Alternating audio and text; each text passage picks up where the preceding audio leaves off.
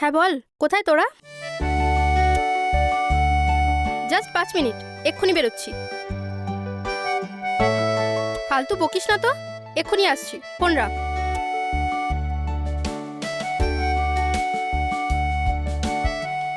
কি গো, তুমি ফ্রেশ হলে? হ্যাঁ হয়েছি তো। তাহলে খাবার টেবিলে এসো, খেতে দিচ্ছি। আচ্ছা। আসো না, মেয়েকে ডেকে নাও তো।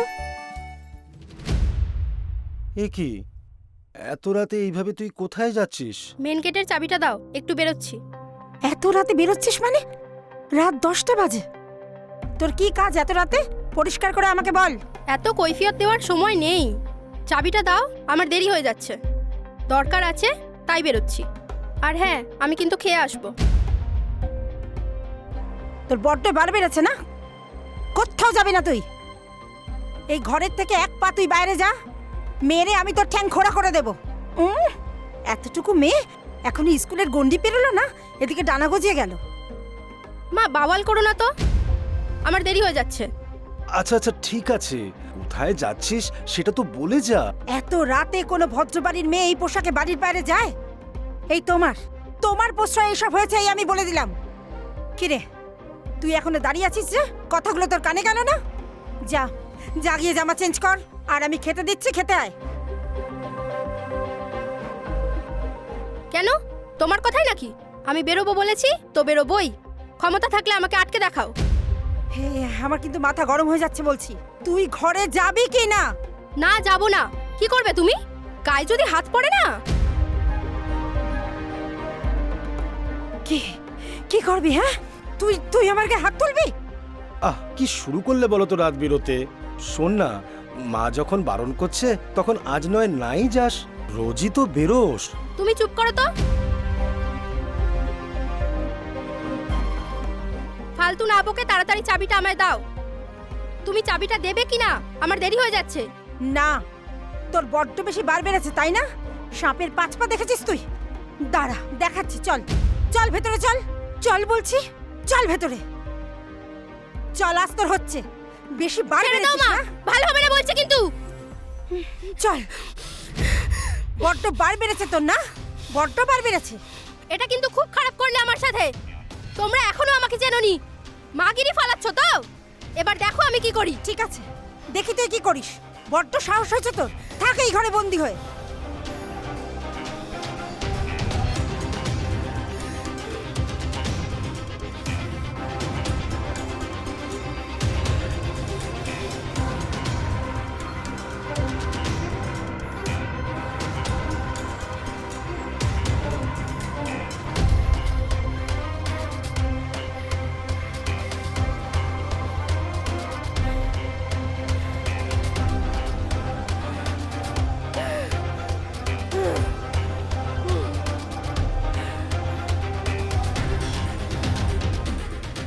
আমার সঙ্গে পায় তারা। তোমাদের দুজনকেই যদি কেস না খাইয়েছি।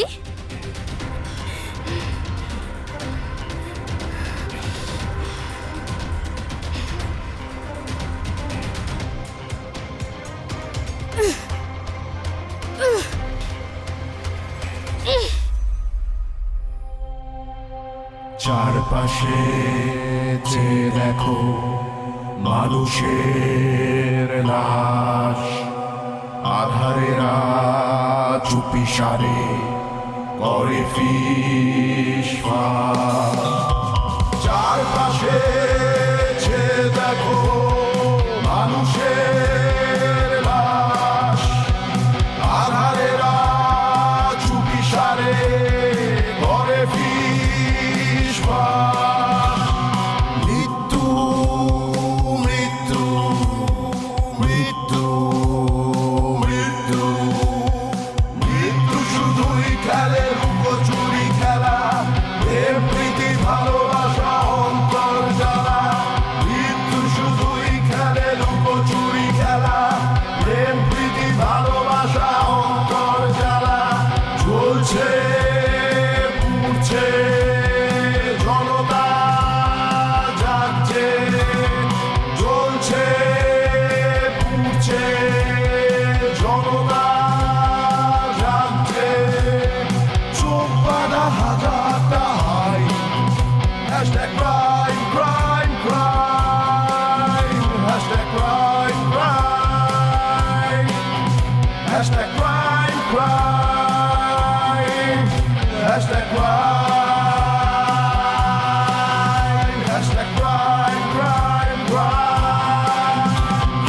crime.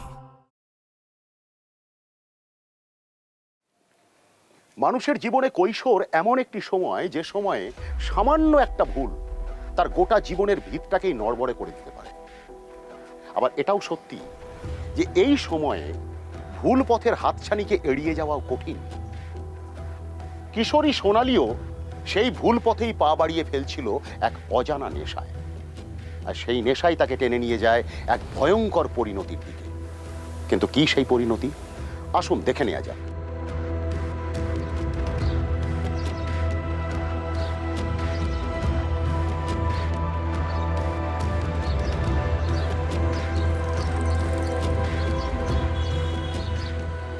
আপনি ওকে ঠিক সময় মতোই আটকেছিলেন,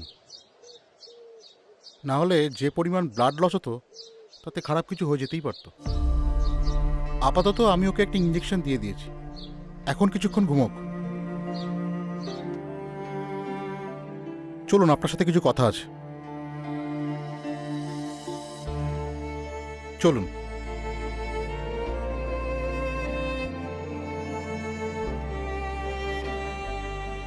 তা আপনার মেয়ে হঠাৎ সুইসাইড করতে গেল কেন? ওই মায়ের সঙ্গে একটু তর্কাতর্কি। দেখুন, এই বয়সের মেয়ে কাচের মতো, হ্যান্ডেল উইথ কেয়ার।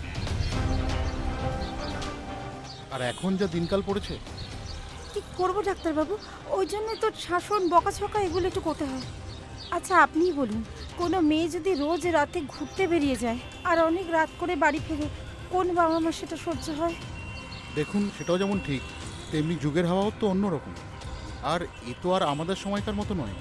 আজকালকার ছেলে মেয়েদের মানুষ করতে গেলে বকে ঝোঁকে নয়, বন্ধুর মতো মিশে তারপর বোঝাতে হয়। সব কিছু করে দেখেছি ডাক্তারবাবু, ওর সাথে ভালো ব্যবহার করলে উল্টে মাথায় উঠে বসে। এত জেদি না ছোট থেকে। কিছু যদি ওর কথা না মানা হয় তাহলে ভাঙচুর, অশান্তি, যা খুশি করবে। সে যাই বলো, তুমিও একটু বেশি বাড়াবাড়ি করো সব সময়।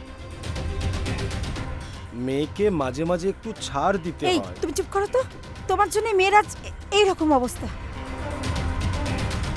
এখনই এরকম দেখছো, কদিন পরে যে কি হবে কে জানে। ঠিক আছে, আমি এখন আসছি। আর মেয়ে সুস্থ হলে ওকে একটু বোঝানোর চেষ্টা করুন।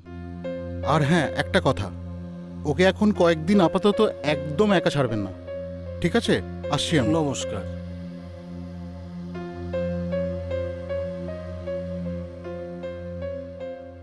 এতক্ষণে আসার সময় হলো তোমার? সেই কখন থেকে ফোন করে বলে আছি বাড়িতে কেউ নেই, চলে এসো। কি করব বলো, মা একেবারে পুলিশের মতো পাহারায় রেখেছে। ঘর থেকে একটু বাইরের দিকে বেরোলেই জেরা শুরু করছে। এই, তোমার মার কি আর কোনো কাজ নেই? সারাক্ষণ তোমার পিছনে পড়ে আছে। ওই মহিলাকে না আমার আর মা বলে ডাকতে ইচ্ছে করে না আজকাল। এমন ভাব দেখায় যেন আমার মা নয়, সৎ মা। আমাকে একদম দেখতেই পারে না। আর বাবা? ধুর, বাবা তো পুরো আলাভোলা লোক। বাবাকে নিয়ে কোনো সমস্যা নেই, টুপি দিলেও বুঝতে পারে না। কি করে দোকান সামলায় খেয়ে জানে। যত সমস্যা মাকে নিয়ে। আরে এত পাত্তা দাও কেন ওদের কথা? আমার বাড়িতে বেশি খ্যাচখ্যাচ করলে আমি ডাইরেক্ট হুমকি দিয়ে দিই, বাড়ি ছেড়ে চলে যাব। ব্যাস, সব নর্মাল। তুমিও একদিন মা যা বলবে চুপ করে শুনবে, একদিন ঠিক ফ্রাস্ট্রেটেড হয়ে চুপ করে যাবে, আর কিছু বলবে না। তুমি ওই মহিলাকে চেনো না, হেভি ডেঞ্জারাস জিনিস। এই যে হাত কেটে ফেলেছিলাম, প্রথম কদিন সব ঠিকঠাক ছিল। যেই একটু ঠিক হয়েছি অমনি শুরু হয়ে গেছে গ্যাজর গ্যাজর গ্যাজর। ডিসগাস্টিং। দূর, বাদ দাও তো তোমার মায়ের কথা। কোথায় এত দূর থেকে এলে আমাদের কথা বলবো, তা না তুমি মাকে নিয়ে পড়ে আছো, সময় কাটাচ্ছ। চলো, ঘরটা ফাঁকা আছে, সুযোগের সদ্ব্যবহার করি। খালি দুষ্টুমি না, আমি যাব না। তার চেয়ে চলো তোমার একটা নতুন জায়গায় নিয়ে যাই। আরে প্রান্তিক দেখিয়েছে ঠেকটা। বিয়ার থেকে শুরু করে জয়েন্ট, যা চাইবে সব পাবে। আর আজ যা গরম পড়েছে, একটু বিয়ার না খেলে হবে না। আরে ঘরে সব ব্যবস্থা করা আছে, তুমি শুধু ঘরে চলো। চিল্ড বিয়ারের এক চুমু, তোমার ঠোঁটের এক চুমু, ফাটাফাটি কম্বিনেশন। হ্যাঁ, এই নাও, এই নাও তোমার মাল। বলছি, দামটা কি এখন দেবে? কত হলো? বেশি না, মাত্র 360। বেশ, তাহলে খাতায় লিখে রাখো। আমার কাছে এখন অত নেই, আমি পরে দিয়ে দেবো। ঠিক আছে, কাল পরশুর মধ্যে একটু দিয়ে দিও। জমতে জমতে অনেক হয়ে গেছে কিন্তু। আর কাল পরশু লাগবে না, আমি বিকেলবেলা এসে কিছুটা দিয়ে যাব। আচ্ছা। তোমার মেয়ে কেমন আছে? আর বলো না, একদম কথা শোনে না। আর কিছু বললেই এইটা ভাঙছে ওইটা ভাঙছে, নয় নিজের হাত পা কাটছে। মেয়েকে নিয়ে না খুব নাজেহাল হয়ে উঠেছি জানো। লক্ষণ কিন্তু ভালো না নিখিল, সময় থাকতে মেয়েকে সামলাও। এই বয়সের মেয়ে এখন যদি এরকম করে তাহলে তো কোনদিন বিপদ ঘটিয়ে দেবে। আরে আমাকে তো ভাবেই না, মাকে তাও সমঝে চলতো, এখন তো সেটাও হয় না। রাস্তাঘাটে তো অনেক কিছুই চোখে পড়ে, তোমার মেয়েকেও দেখতে পাই। ওর চালচলন কিন্তু ভালো নয়। সময় থাকতে মেয়েকে সামলাও। আমি এখন আসি।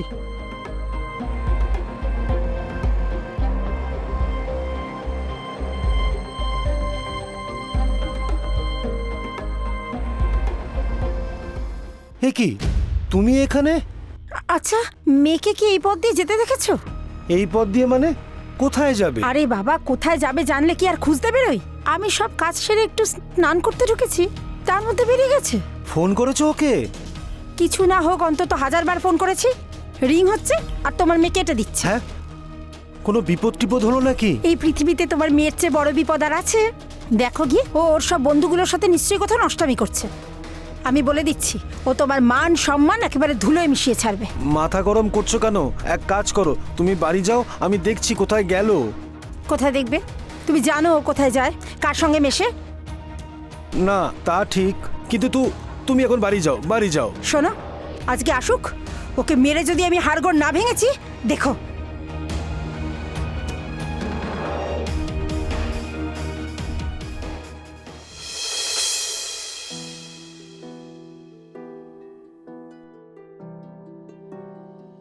কি করি বলো তো? থানায় যাব? হ্যাঁ, নিজেকে যদি হাসির পাত্র বানাতে চাও তাহলে যাও। না মানে, এত রাত হয়ে গেছে, 11টা বাজে। তোমার মেয়ের কাছে এটা নতুন কিছু? আসলে বেরোতে বারণ করেছিলাম না, তার শোধ নিচ্ছে। আসুক আজ, আমিও দেখবো ও কতবার বেড়েছে। হ্যাঁ, আজ আমিও বলবো। এ কেমন কথা, এই শরীর খারাপ নিয়ে? এই চুপ করো তো, সারা জীবন শুধু ভেবেই গেলে, কোনোদিন কোনো কিছু বলেছো ওকে? কি রে, সকাল থেকে কোথায় ছিলি? এতবার যে ফোন করলাম, ফোন ধরলি না। আচ্ছা, তোকে তো আমি বেরোতে বারণ করেছিলাম। আমার ইচ্ছে হয়েছে, আমি বেরিয়েছি। আমার লাইফ আমি ডিসাইড করব। তোমরা কে বলার? এভাবে কেন বলছিস মা? আমরা তোর বাবা মা। মানে তুই ফোন না ধরলে তো। আরে আমার ইচ্ছে হয়নি, তাই ফোন ধরিনি। Any problem? তুমি এখনই এত বড় হয়ে যাওনি যে যা খুশি তাই করবে। সারাপ, একদম আমার সঙ্গে চেঁচিয়ে কথা বলবে না। আমি তোমাদের প্রবলেম?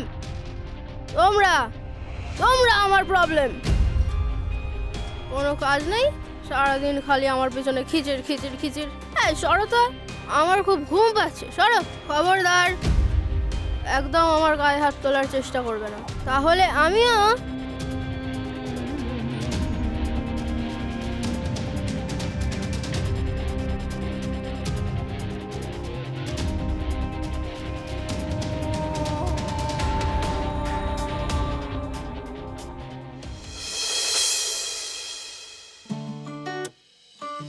এই নে ধর।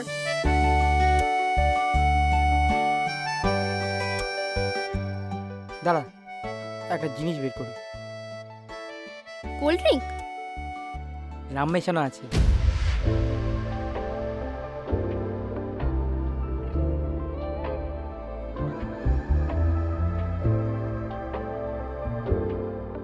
বাকিরা সব কই আজ? প্রলয়, পিন্টু, রাজু কেউ আসবে না? না, শুনলাম নাকি ওরা স্কুলে গেছে। কে জানে স্কুলে গিয়ে কি পায়। ভাববা, সব দেখছি ভালো ছেলে হয়ে গেছে। যাকগে, মৈনাক আসছে, 3 জনেই পার্টি হবে তাহলে। তোর বয়ফ্রেন্ডটা না সারাক্ষণ এখানেই থাকছে দেখছি। এ তোকে ছাড়া থাকতে পারছে না নাকি? কেন, তোর কিছু অসুবিধা হচ্ছে? আরে না না, ছেলেটা ভালো। তা কাজ কর, আমি বলি কি, তোরা দুজন বিয়ে করে নে, তারপর একসঙ্গে এখানে থাকবি। ফালতু কথা বলিস না তো। কি রে, তোরা দুজন বলেছিলি আমাকে ছাড়া শুরু করবি না। প্রান্তিক, আমার জন্য একটু ওয়েট করা যেত না? সরি ভাই, তোমার গার্লফ্রেন্ডকে বলো, ও এক্ষুনি আমাকে বললো যে তুই আসবি। তুমি তো বলেছিলে স্কুল কেটে আসবে, তা তোমার হিটলার মা আসতে দিল? স্কুল কেটেই তো এসেছি। এখন আর ওই মহিলার কথা বলে মুডটা বিগড়িও না তো। এই নাও। শোনো, যতদিনই অ্যাভয়েড করো না কেন, তোমার মা যতদিন আছে তোমায় খাঁচায় বন্দি হয়েই থাকতে হবে। যদি লাইফটা এনজয় করতে হয় তাহলে তোমার মার থেকে ছাড়া পেতে হবে। আমাকে দেখো, আমাকে কি কিছু বলার ক্ষমতা আছে? আমি আমার নিজের মর্জির মালিক। যাই বল ভাই, কিন্তু টাকা পয়সার জন্য তো মা বাবার কাছে হাত পাততেই হয়, না হলে এই সব আসবে কোথা থেকে? এখন কিছু মাগনায় আসে বল? আরে টাকা পয়সা দেয় বলে কি ওরা বিরাট কিছু করে ফেলেছে নাকি? জন্ম যখন দিয়েছে ওদের টাকা পয়সা দিতেই হবে, এটা ওদের কর্তব্য। একদমই তাই। আর তাছাড়া আমার বাপ মার টাকা তো আমারই, সে আমি এখন খরচ করি আর পরে। যত সব ফালতু কথা।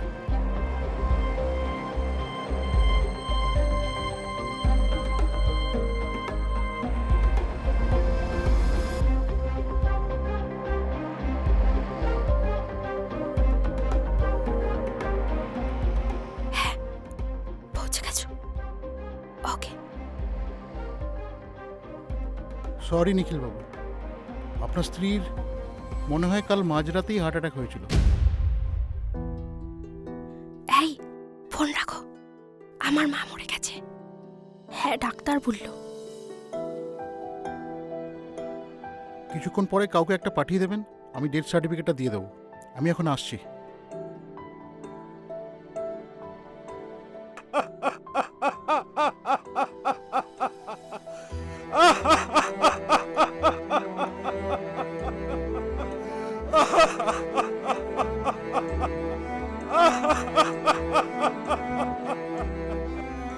মায়ের প্রতি সোনালীর অশ্রদ্ধা এমন মাত্রা পেয়েছিল যে মা মারা যাবার পরেও সোনালীকে বিশেষ দুঃখিত মনে হচ্ছিল না।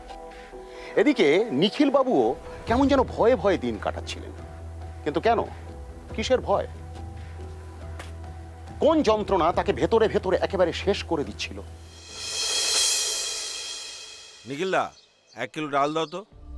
ও নিখিলদা, তাড়াতাড়ি 1 কিলো ডাল দাও, আমাকে আবার তো অফিস যেতে হবে। তাড়াতাড়ি দাও, না হলে রান্নার দেরি হয়ে যাবে। নিখিল, একটা গায়ে মাখা সাবান দাও তো। আর নিখিলদা, সেই কখন থেকে আমি বলে যাচ্ছি 1 কিলো ডাল দাও, ডাল দাও, নিখিলদা কানেই নিচ্ছে না। আমাকে 1 কিলো ডাল দাও। হ্যাঁ হ্যাঁ, দিচ্ছি। আর আমাকে একটা গায়ে মাখা সাবান।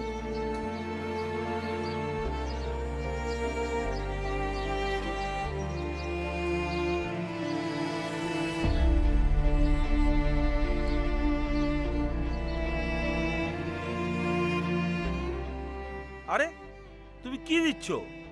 চাল দিচ্ছ কেন? আমি তো ডাল চেয়েছি। ও সরি ভাই। দেখো নিখিল, এখন তোমার যা মনের অবস্থা, ভুলভ্রান্তি হতেই পারে। এই তো গতকাল কালিদা বলছিল তুমি নাকি 100 টাকার জায়গায় 500 টাকা ওকে ফেরত দিয়ে দিয়েছিলে। নেহাত চেনা জানা লোক বলে তোমাকে ঠকায়নি, না হলে কি হতো বলো তো? তোমার আর কিছুদিন দোকান বন্ধ রাখা উচিত ছিল। যতই হোক এতদিনকার সাথী এভাবে হুট করে চলে গেল, মেনে নিতে তো একটু অসুবিধা হবেই। আসলে বাড়িতে আজকাল আর মন টেকে না ভাই। সব সময় মনে হয় যেন দম বন্ধ হয়ে আসছে। সবকিছু ছেড়ে ছুড়ে যদি কোথাও চলে যেতে পারতাম।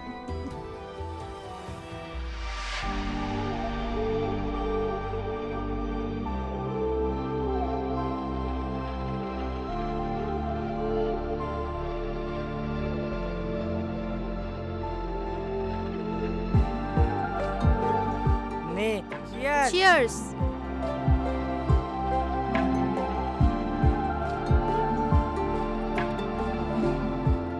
আজকের সেলিব্রেশনটা এটুকুতেই সেরে ফেললি? তুই কিন্তু দিন দিন হেব্বি কঞ্জুস হয়ে যাচ্ছিস। আরে ভাই, চাপ নিস না, সবে তো শুরু। এখন থেকে রোজ সেলিব্রেশন হবে, কি বলো?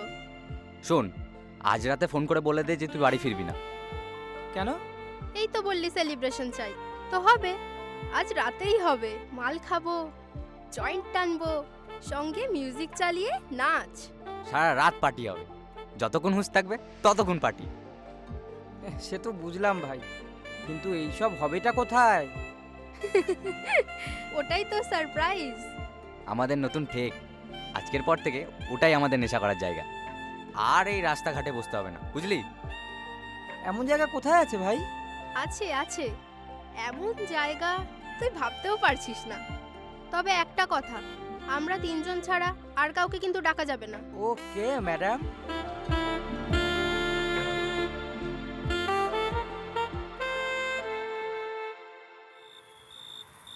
ও সুশান্ত, চললে কোথায়? আর বলো না, সকালবেলা ওই নিখিলের দোকান থেকে গায়ে মাখা সাবান নিয়ে গেলাম না, আরে ও তো প্যাকেটে মুড়ে দিয়েছিল, আমি অতটা খেয়াল করিনি। তারপর ঘরে গিয়ে গিন্দিকে দিয়ে আমি আমার কাজে বেরিয়ে গেছি। দুপুরবেলা গিন্নি আমাকে ফোন করে জানায় তাই শুনিয়ে দিল। নিশ্চয়ই নিখিল তার সাবানের বদলে অন্য কিছু দিয়ে দিয়েছিল। আরে গায়ে মাখা সাবানের পরিবর্তে কাপড় কাচা সাবান দিয়ে বসে আছে। দুপুরবেলা গিন্নি স্নান করতে গিয়ে দেখে এই অবস্থা। আমি বাড়ি ঢুকতে আমাকে এক্ষুনি পাঠালো পাল্টে আনতে। সত্যি সুশান্ত, নিখিলদা যা এখন অবস্থা, বৌদির শোকে না ব্যবসাপত্রের তালা পড়ে যায়। আরে এরকম হলে তো ওর দোকান থেকে কেউ জিনিসপত্র নিতে সাহস করবে না, ওর ব্যবসা লাটে উঠলো বলে। তুমি তো ওর খুব কাছের লোক, একবার ব্যাপারটা ওকে বোঝাও।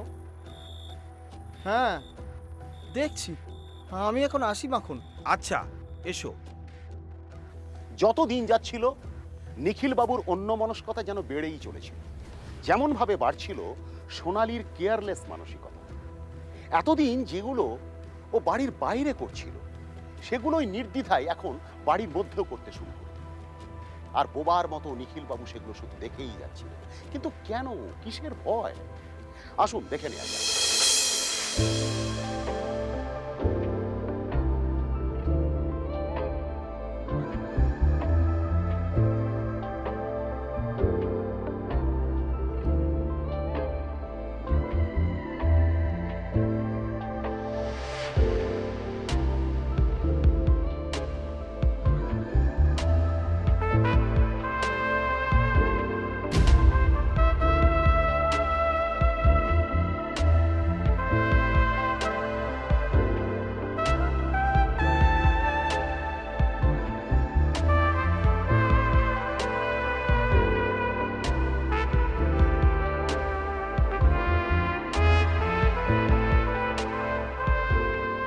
শিউলি,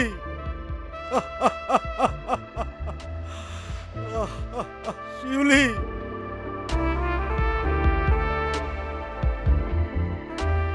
যা, বোতল শেষ। এ আরে কটা বোতল নিয়ে আয় তো। এটাই তো লাস্ট বোতল ছিল। সে কি, আমার তো এখনো কিচ্ছু নেশাই হয়নি। এ টাকা নিয়ে আয়, আরো কয়েকটা বোতল কিনে আনি। আরে আমার কাছে তো যা টাকা ছিল সব শেষ হয়ে গেছে, আর টাকা ফাঁকা নেই আমার কাছে।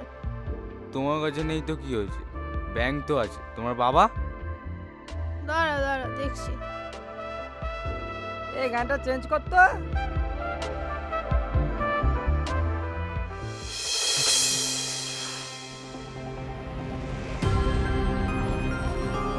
কি হয়েছে নাকি? পেঁচকা তুলে গাইছো কেন? দাও 2000 টাকা দাও। 2000 টাকা? হ্যাঁ, বেশি ঝামেলা না করে তাড়াতাড়ি দাও, আমার বন্ধুরা ওয়েট করছে। এটা আমার প্রেস্টিজের ব্যাপার, বুঝলে? দাও দাও, আমার মাল কিনতে যেতে হবে। এত টাকা? চেয়েছি তো মাত্র 2000 টাকা, এমন ভাব পড়ছে যেন লাখখানেক টাকা চাইছি। দেবে তো দাও, নইলে আমিই নিয়ে নেব। ধর কিন্তু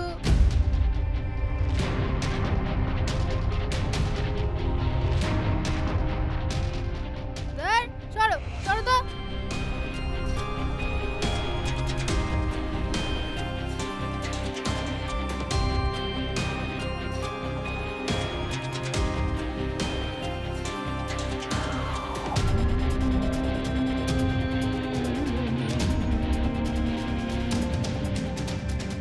হুম, 2000ই আছে।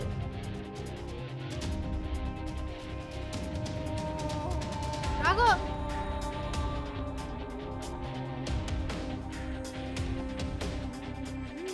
আহ, শিউলি,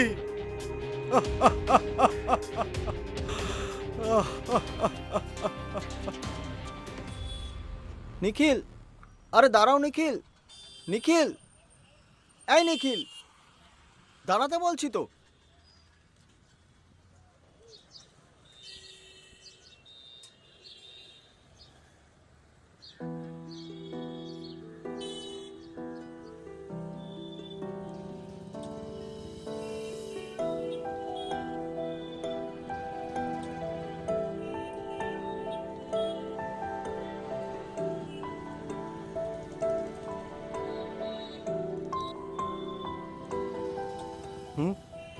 কি ব্যাপার নিখিল, কখন থেকে ডেকেই চলেছি, শুনতেই পাচ্ছ না? এখানে ধূপ করে এসে বসে পড়লে। বলো। আজকাল কি হয়েছে বলো তো তোমার? ডাকলে শোনো না, বললে বোঝো না, দোকানে মন নেই, এমনকি চায়ের দোকানে ওই যে বাজারের ব্যাগটা ফেলে এসেছো সেই খেয়ালটাও নেই। কি হয়েছে বলো? কিছু না। কিছু না বললে হবে? আমাদের কি চোখ নেই? বৌদি চলে যাওয়ার পর থেকে কোনো কিছুতে মন নেই তোমার, সব সময় কিছু একটা চিন্তা করছো। খুলে বলো কি হয়েছে? বললাম তো কিছু না। জিজ্ঞেস করলে সে একই কথাই বলছো। তোমার যা অবস্থা, আমার তো ভয় লাগছে। বউয়ের শোকে তুমিও যদি চলে যাও, তোমার মেয়েটার কি হবে ভেবে দেখেছো? মেয়ে? ও মেয়ে? আমার কিছু হবে না। তুমি আমাকে কিছু চেপে না রেখে মন খুলে সবটা বলো, তাতে তুমিও হালকা হবে আর সমস্যার সমাধানও হবে। আরে বাবা, আমি তো তোমার বন্ধু নাকি? দেখো, আমি ঠিক আছি। আমি ঠিক আছি। কিন্তু তোমার মুখ চোখ তো অন্য কথা বলছে। তুমি যতই লুকিয়ে যাওয়ার চেষ্টা করো না কেন, আমি কিন্তু বেশ বুঝতে পারছি তুমি কিছু লুকিয়ে যাচ্ছ। দেখো, সেরকম ব্যক্তিগত কিছু হলে আমার বলার কিছু নেই, কিন্তু বন্ধু হিসেবে বলছি, মনের মধ্যে কিছু চেপে না রেখে সবটা খুলে বলো, তাতে তুমিও হালকা হবে আর সমস্যার সমাধানও হবে। দেখো সুশান্ত, একটা ব্যাপার না আমার মনের মধ্যে, আমি আর চেপে রাখতে পারছি না, কিন্তু মুখ ফুটে বলেও উঠতে পারছি না। কি এমন কথা যে তুমি মুখ ফুটে বলতে পারছো না? শিউলির মৃত্যুটা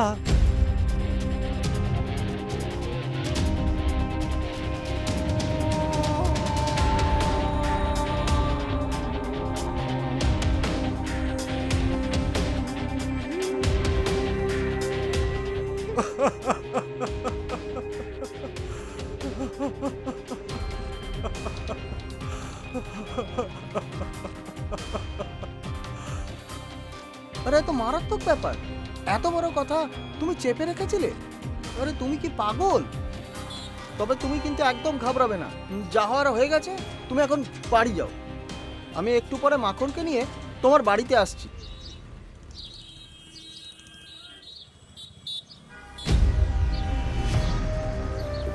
ভুলভাল সময় কেন আসো বলো তো ঝাঁট জ্বালাতে? সোনা, শোন না, তোর সঙ্গে আমার একটু কথা আছে। কি কথা? তাড়াতাড়ি বলো, বলে এখান থেকে কাটো। ওই কাল পরশু ওই ছেলেটাকে একবার আসতে বলিস তো। কোন ছেলে? প্রান্তিক? না না, আর একজন আছে না, কি যেন নাম, মৈনাক, ওকে একটু আসতে বলিস তো। কেন? ওর সঙ্গে তোমার কি দরকার? ভাবছি ওর সাথে তোর বিয়ের ব্যাপারটা ওর বাড়ির লোকের সাথে কথা বলবো। কি বিয়ে? হ্যাঁ, আমি আর কদিন আছি বল, যাওয়ার আগে ওর সাথে তোর বিয়েটা যদি দিয়ে যেতে পারি। ঠিক আছে, আমি ওকে বলছি। তুমি এখন এসো বাবা। হুম।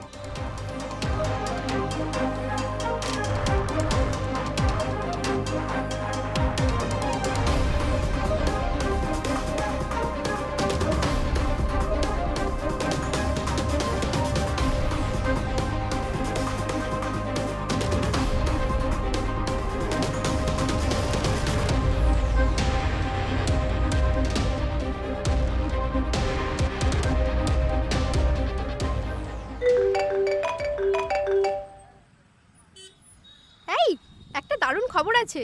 কি খবর? বাবা আমাদের বিয়ের ব্যাপারে তোমার সাথে কথা বলতে চাইছে। সে কি, হঠাৎ এত পরিবর্তন? জানি না, একটু আগে নিজের থেকেই জানালো। তো আমায় কি করতে হবে? কি আবার করবে? কাল পরশুর মধ্যে এসে বাবার সাথে দেখা করবে। ঠিক আছে, কিন্তু আমার কি মনে হচ্ছে জানো, কি? সেদিনের দাওয়াইটা কাজে দিয়েছে। মনে তো হচ্ছে তাই। তাহলে তুমি কবে আসছো? তোমার বাবাকে বলে দাও পরশু আমি আসছি। তোমার বাবা যেন উডবি জামাইয়ের জন্য ব্যান্ড পার্টি নিয়ে রেডি থাকে। ওহো, আচ্ছা, রাখছি। সুশান্তবাবুর কাছে আমরা সবটাই শুনেছি নিখিলবাবু, তাও আমরা আপনার মুখ থেকে একবার শুনতে চাই। যেদিন আপনার স্ত্রী মারা গেল সেই রাতে ঠিক কী হয়েছিল রোজ রাতের মতন আমি আর শিউলি, মানে আমার স্ত্রী, আমরা ঘুমোচ্ছিলাম। সোনালি রোজ রাত করে বাড়ি ফিরতো। সেদিন তখনও ফেরেনি। ওইটুকুনি মেয়ে এত রাতে বাড়ির বাইরে থাকতো, আপনারা কিছু বলতেন না? শিউলি প্রতিবাদ করতো বলেই তো ও ওদের চোখে শত্রু হয়ে উঠেছিল ম্যাডাম। কিন্তু তাই বলে এইভাবে। ঠিক আছে ঠিক আছে, তারপর? আমরা দুজনে গভীর ঘুমিয়েছিলাম। হঠাৎ একটা আওয়াজ শুনে, মানে দাপাদাপির আওয়াজ শুনে ঘুমটা ভেঙে গেল।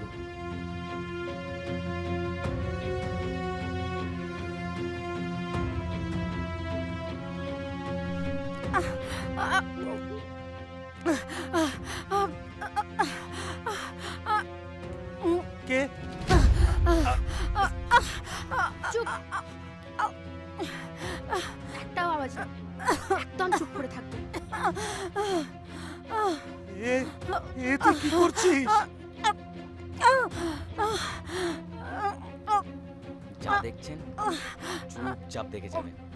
কাউকে যদি কিছু বলার চেষ্টা করছেন তাহলে এটা আর গলার উপরে থাকবে না, সোজা গলা থেকে নেমে যাবে।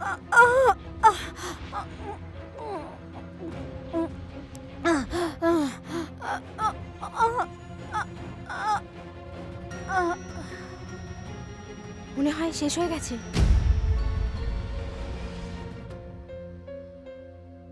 একবার নিঃশ্বাসটা চেক করো তো। না, পড়ছে না।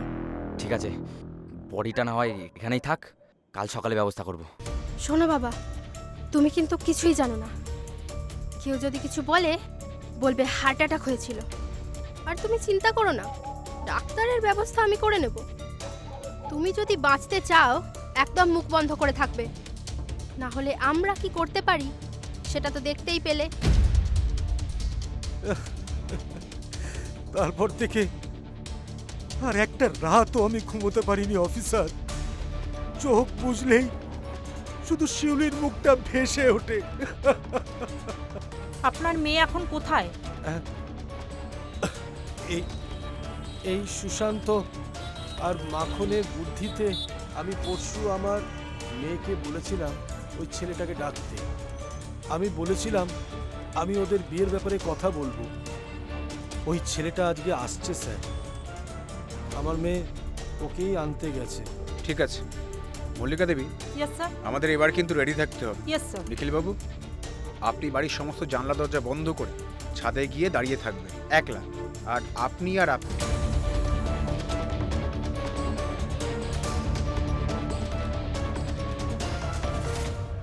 এ কি, তোমাদের বাড়ির সব দরজা জানলা বন্ধ কেন? এসো দেখি। বাবা, ওই তো বাবা। বাবা, কি ব্যাপার, সব দরজা জানলা বন্ধ, তুমি এখানে কি করছো? ও,